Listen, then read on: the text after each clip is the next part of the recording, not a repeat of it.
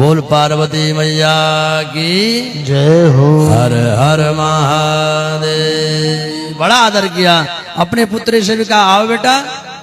देवर्षि नारद आए, प्रणाम करो। प्रणाम करके देवर्षि नारद से पूछा, बोले प्रभु हे देवर्षि नारद, इसकी हस्तरेखा देखे, क्या लिखा है इसकी हस्तरेखा में। बड़ा सुंदर सा आशीर्वाद दिया देवर्षि नारद ने। सदा अचल यही कर अहिवाता, यही तेजस पे है पितु माता। इसकी वजह से हे राजा आपका भी यश बढ़ेगा। पुत्रियों से यश बढ़ता है पिता का हमेशा। अगर अच्छे संस्कार माता पिता ने अपने पुत्रियों को दिए हैं, बेटियों को दिए हैं, तो बेटी अपने माता पिता का यश बढ़ाती हैं, यशस्वी होती हैं बेटियां। लोग कहते हैं कि बेटा होता है तो बेटा होने से मनुष्य स्वर्ग को जाता है।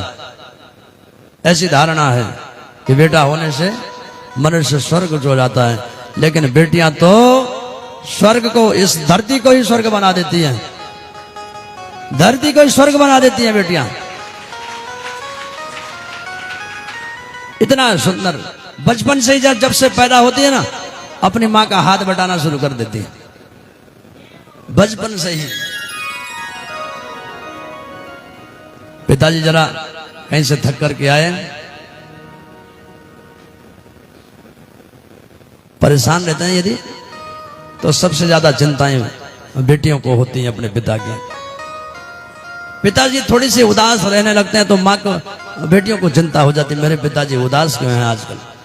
बेटे को कोई मतलब नहीं है, वो पड़ा है एक तरफ, लेकिन बेटियों को बड़ी चिंता होती है अपने पिता की। सवेरे उठते हैं तो पिता को गर्म पानी, चाय, सवेरे बचपन से ही सेवा में लग जाती है।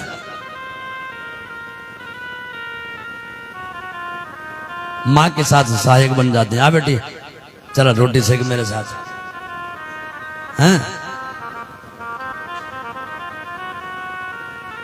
जो घर के काम है, माँ भोजन बना रही है तो बेटी कपड़े धो रही है।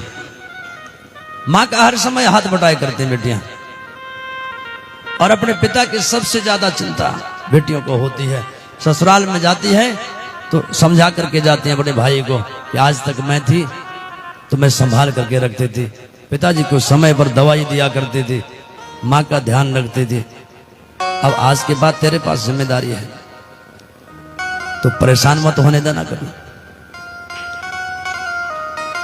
बड़े सुंदर से संस्कार देती है माँ मैना अपनी पुत्री को, उसको संस्कारों से सजाती है, संवारती है। बड़े सुंदर से बेटी पराये घर जाना है, बेटी है ना पराया धन है, पराया घर जाना बेटा। और तुझे वहां की विपरीत परिस्थितियां, पता नहीं कैसी परिस्थितियां आती है तेरे जीवन में, इसलिए तुझे अभी से यहीं से मजबूत करके मैं भेजूंगी। और माँ अपनी बेटी को बड़ा सुंदर बना करके, सुंदर से उसमें संस्कार भर करके, माता मैना देवर्षि नारद से पूछते हैं, बाबा इसके ग्रह कैसे होंगे, कैसे घर जाएगी। देवर्षि नारद ने कहा इससे तो आप यशस्वी बनेंगे, आपके जीवन में यश आएगा इसके कारण। तो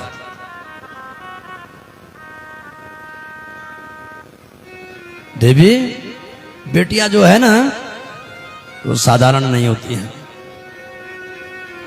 जब देवताओं के संकट टाल सकती हैं, देवताओं का यश बढ़ा सकती हैं, हे पर्वतराज हिमालय आपके कुल के यश को बढ़ाएंगी ये बेटियां। और मां लग गई फिर संस्कारों में, एक पर एक घटना घटेगी। इसका जो पति है ना, उसके लक्षण बताने लगे देवर्षि नारद। अगुण अमान मात पितु हीना, उदासीन सब संशय छीना। निर्गुण अगुण अमान उदासी राग पड़ने वाला शरीर पर शमशानवासी होगा मैया इसका पति। इसमें जो गुण है ना, इसके पति में होंगे ये गुण।